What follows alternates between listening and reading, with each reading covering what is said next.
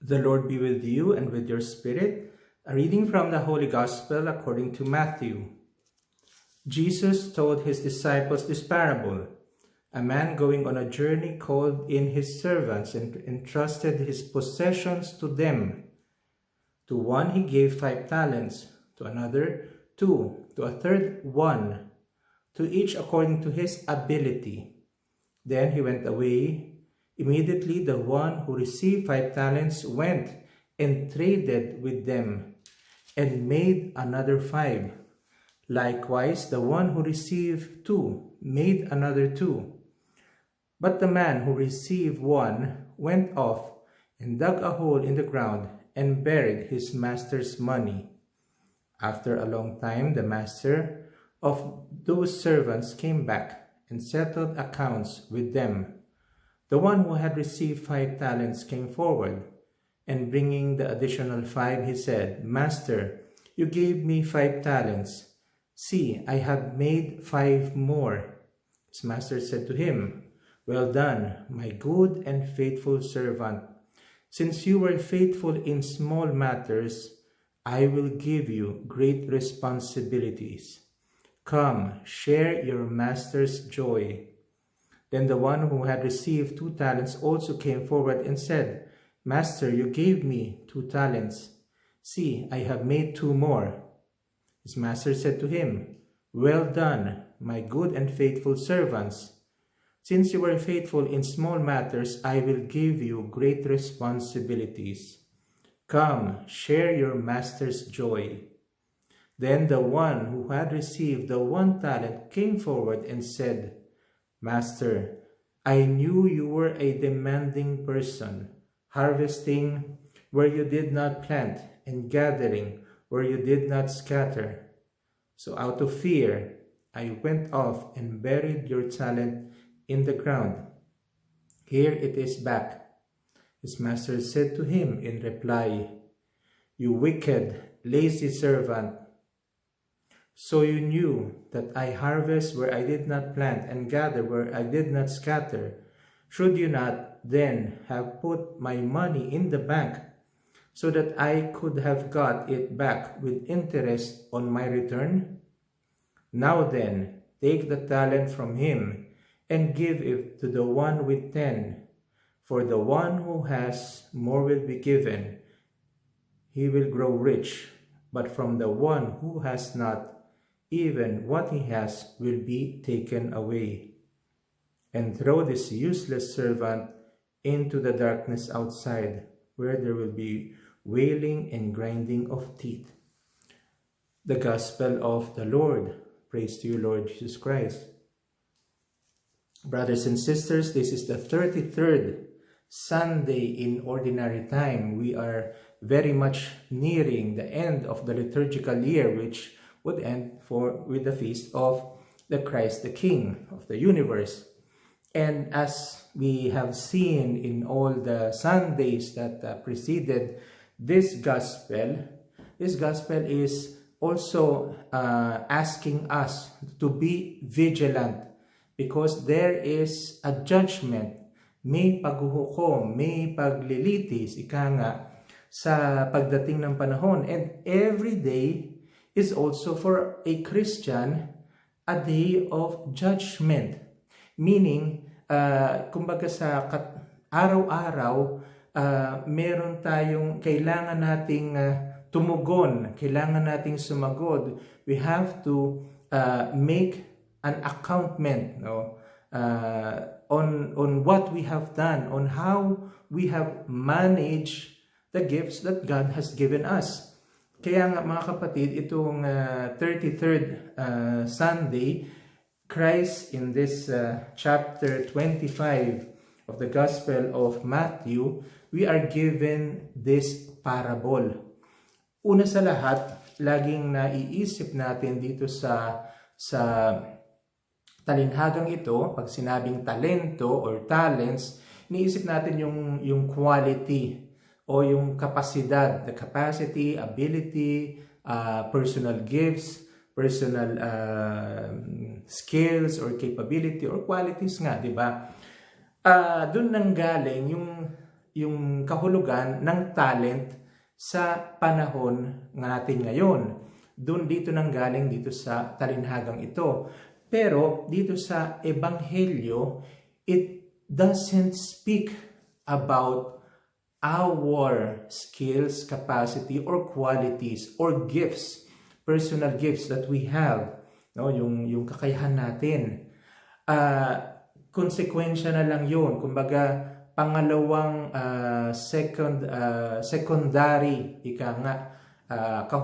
meaning or kahulugan dito sa Ebanghelyong ating tinanggap ngayong linggong ito.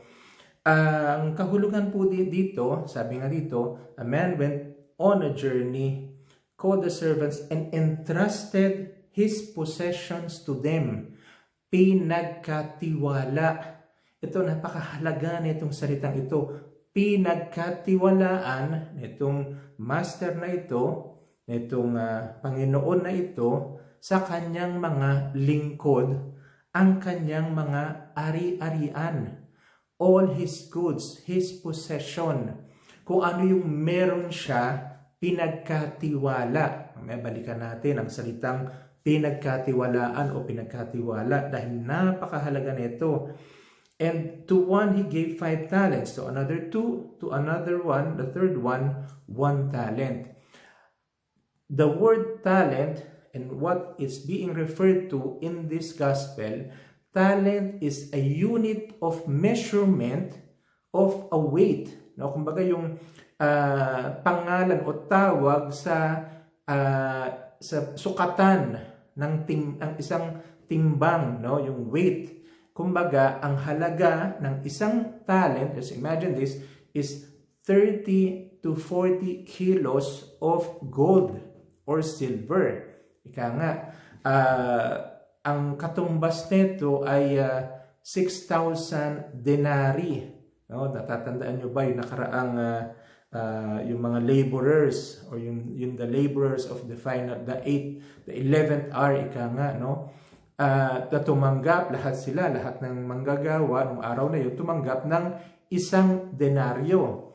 6,000 denarii, no? Ibig sabihin 6,000 daily wage earning ang halaga ng isang talento. 5 talent, 2 talent, tapos 1 talent. So, ibig sabihin, lahat ng lingkod na ito, tumanggap ng talento. Pinagkatiwalaan, sabi dito, according to their ability. According to, dun sa kanilang kakayahan. Hindi po pare-pareho, pero lahat sila pinagkatiwalaan.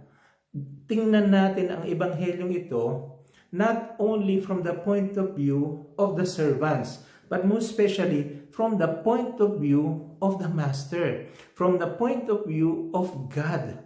Lahat tayo biniyayaan ng ari-arian, ng heavenly goods, ng Panginoon, ng sakramento, ng salita ng Diyos, ng pananampalataya, ng kalayaan, ng buhay, ng maraming blessing. At ang pinakamahalagang talento o yung pag-aari o yung possession ng master na ito, ng Panginoon na ito, ng Diyos Ama, sino pa ako hindi, ang kanyang buktong na anak na si Jesucristo. It is Christ, the talent, no? The real treasure and possession that God has entrusted to each and every one of us, His servants. Tayo lahat ito. At kung makikita natin, sabi dito, when he went away and when he went back, the master called his servants and to settle accounts with them. Kaya nga, nung dumating sa Panginoon ang unang lingkod na merong 5 talento at sinabi niya ito ay kumita ng 5 ring talento at sabi sa kanya, "Well done, my good and faithful servant." Pagkabigay pa lang sa kanila, sa mga lingkod, sa unang 2 lingkod, binigay sa kanila. Sabi dito, they went out. Then he went away. Immediately, the one who received 5 talents went and traded with them. Nangalakal. Ginamit niya. He took possession of that gift or that treasure na binigay sa kanya at isinabuhay niya. No? Kumbaga, this is the danger that most Christians, most of us have, is that when we receive God's graces and God's gift, yung mga grasya na naibibigay ng sakramento, yung ating pagiging binyagan, hindi natin ito, sabihin na natin using the terminology of this parable, hindi tayo nangangalakal, hindi natin siya kinakalakal. Yung sa binyagan natin, yung mamuhay na anak ng Diyos.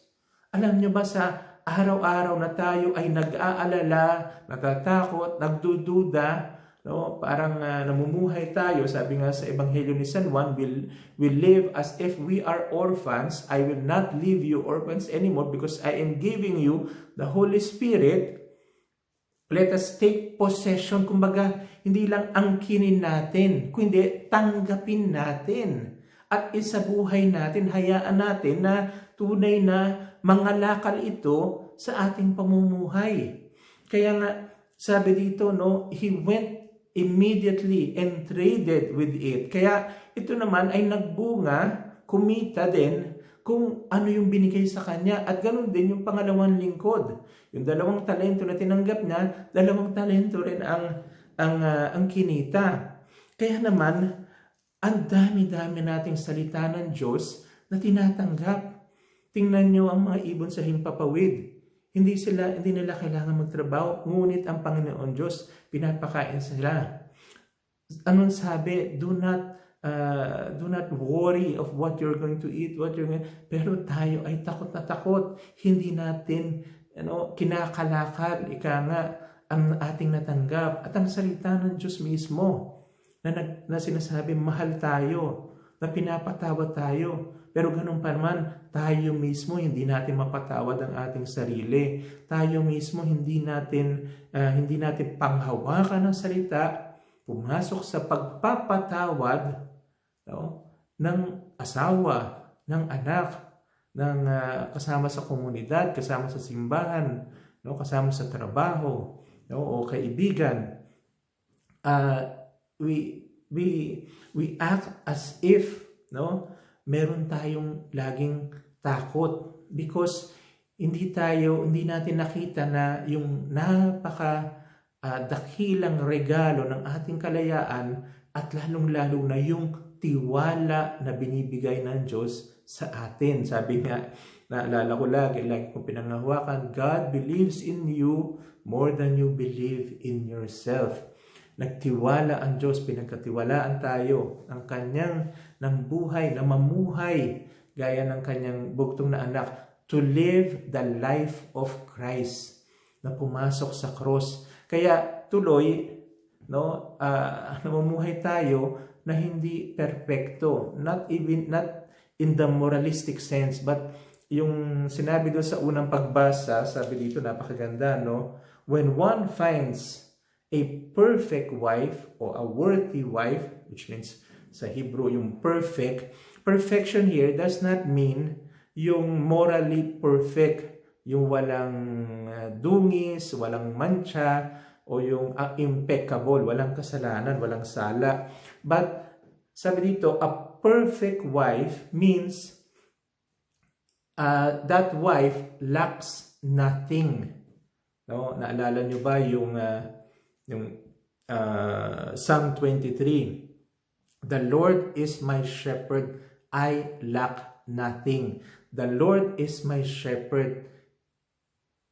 He puts me in this condition of perfection, fullness, di ba? Be perfect as your heavenly Father is perfect. Ibig sabihin, puno ng buhay. Kaya itong sa aklat ng Proverbs, this wife is far beyond pearls, sabi dito, unfailing price, sabi dito, marami siyang ginagawa, works of his loving hands, put his hands to to the distaff, his fingers ply the spindle. He reaches out his hands to the poor and extends his arms to the needy.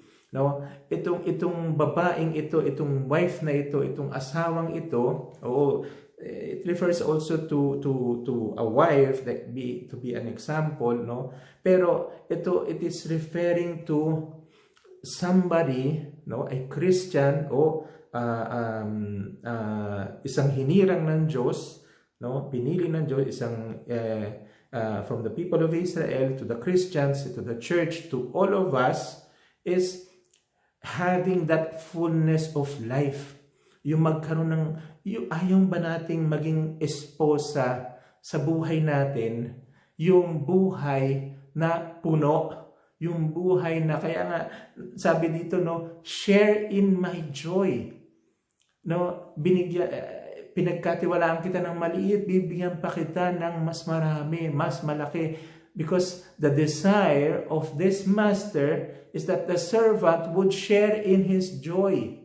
Hindi gusto ng Panginoon lang, o yung priority ng Panginoon ay yung kumita, yung pinagkatiwala. But what the master desired for his servants is for them to share in his joy. Dahil kung gusto niya yung kinita ng pinagkatiwala niyang kayamanan, hindi na niya ibabalik sana. Sa'yo na yan. Pinagkakatiwala ko na sa yan. Tapos yung pangalawa, ganun din. Itong 2 talento, sa'yo na yan. Pinagkakatiwala ko sa'yo because I want you to share in my joy. The problem is, gaya ng sinabi dito sa Ebanghelyo, sabi nung third servant, ay kilala kita. I know that you demand, you reap what you do not sow. You harvest what you did not plant. Kilala kita. Yung pagkakakilala dito, yung I knew, yung salita dito, no, napaka-remote na pagkakakilala. Ito yung inaakalang pagkakakilala. Sometimes we have a wrong knowledge of God. We have a wrong knowledge of who God is. Gaya yung mga nakatuon na lang, no? Takot na takot tayo kung na pag tinawag tayo ng Diyos, kukuhanin ang oras natin, kukuhanin ang buhay natin, kukuhanin ang kalayaan natin. As if na pag pumasok ka sa kalooban ng Diyos, parang nawawala ang iyong kalooban, yung iyong kagustuhan, yung iyong desire. Parang pinapatay ang iyong kagustuhan, pinapatay ang iyong desire.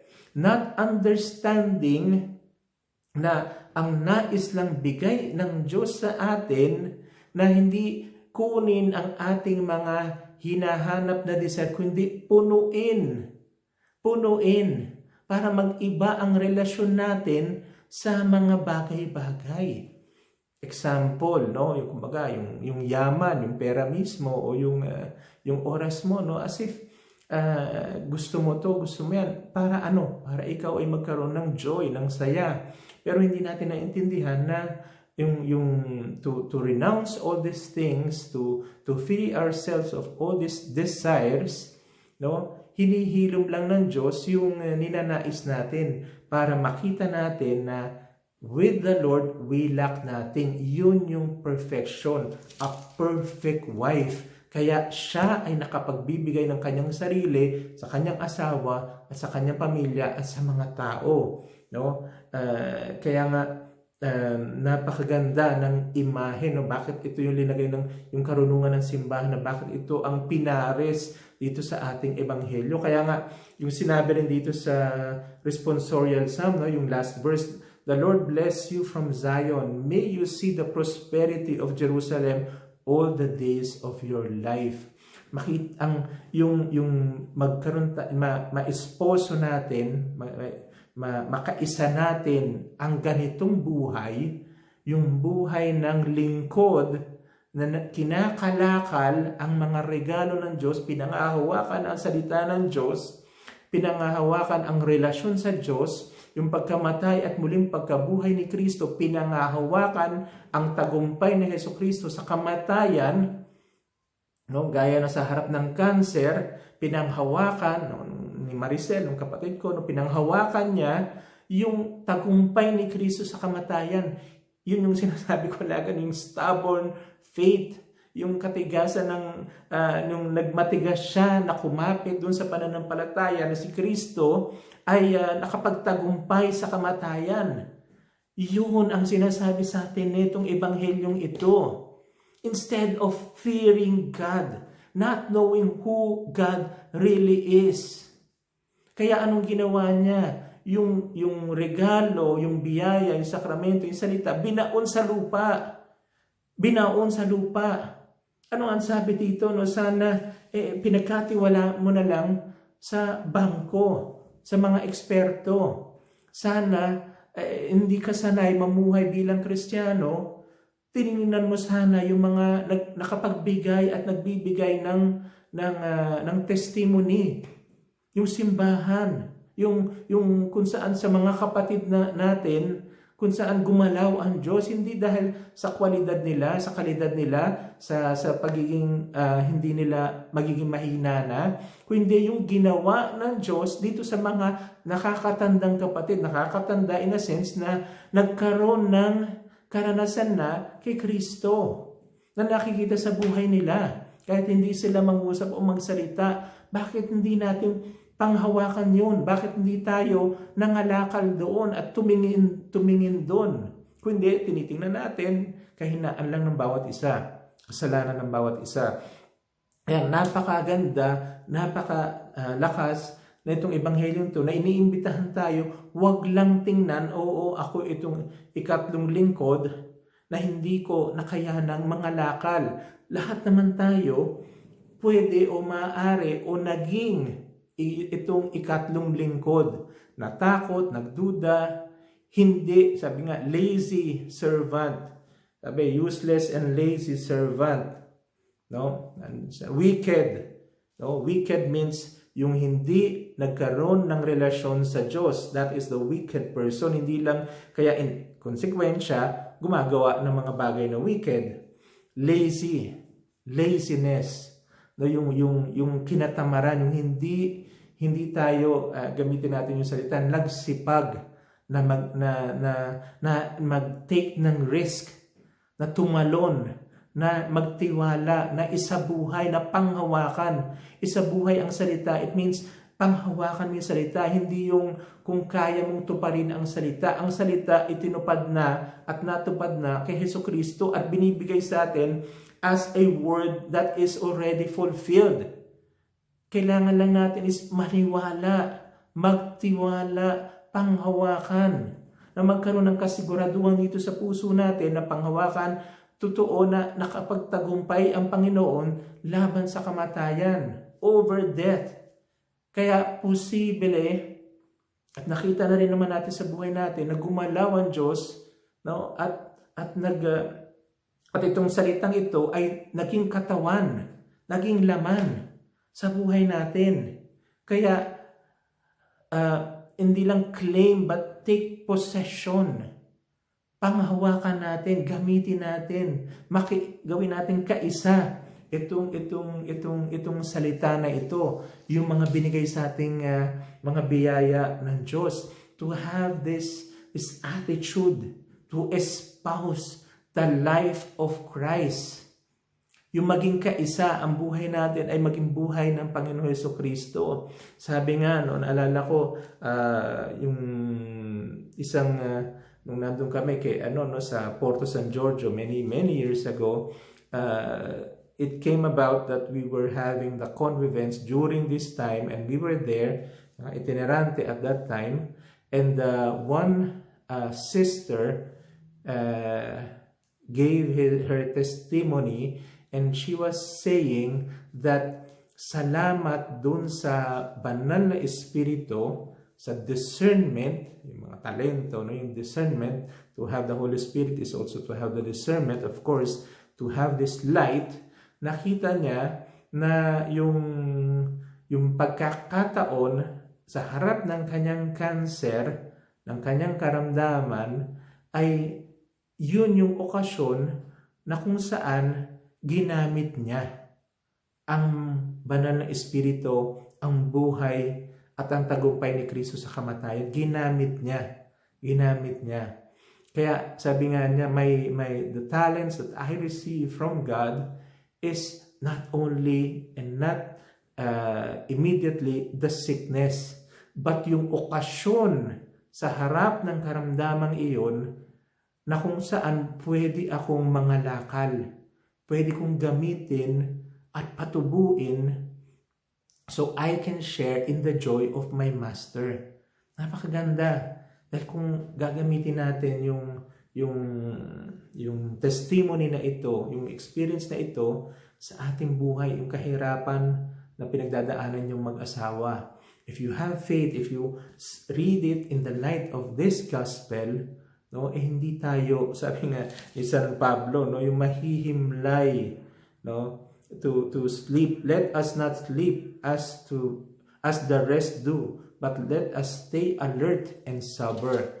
To be alert and sober, to be vigilant, yung gising, ang mata ng pananampalataya na nakikita ang galawan ng Diyos sa pang-araw-araw mong buhay. Sa harap ng precarity ninyo ngayon na mag-asawa ng inyong pamilya ang kahirapan, na walang pera, walang trabaho, sa harap ng sakit, sa harap ng mga bagay-bagay, o yung precarity natin din ng kahinaan mo sa conversion, sa pananampalataya, no, panghawakan ito dahil ito yung mga okasyon wherein the Master, God Himself, is giving us, no, the Word, the talents, the sacraments, Jesus Christ Himself, the Holy Spirit, para tayo ay sa okasyong iyon, no, mag-trade, mangalakal, at ito ay magbunga, tumubo, at pumasok tayo tuloy sa kaligayahan ng Panginoon. Enter into my joy. Hindi yung gaya nung ikatlong lingkod, yung inaakala niyang meron siya na wala pa, nakuha pa sa kanya. Yung pinangahawakan niya sa buhay niya na mali, na hindi tuloy nagbunga, na impeded him, yung doon niya linagay ang kanyang buhay, at lalo pa siyang nawalan ng buhay. There will be wailing and grinding of teeth, yung galit ba, yung frustration, yung sayang, no? Kung alam ko lang. Pero he knew.